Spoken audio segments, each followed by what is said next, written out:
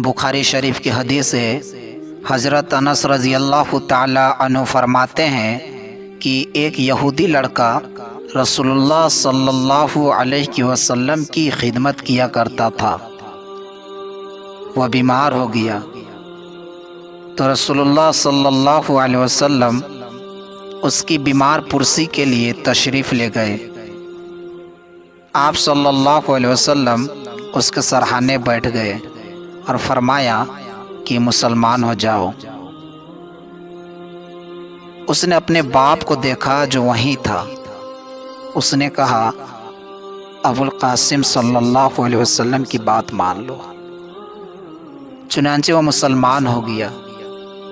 जब रसूलुल्लाह सल्लल्लाहु अलैहि वसल्लम बाहर तशरीफ़ लाए तो आप सल्लल्लाहु अलैहि वसल्लम फरमा रहे थे कि तमाम तारीफ़ें अल्लाह ताला के लिए हैं जिन्होंने इस लड़के को जहन्नम की आग से बचा लिया।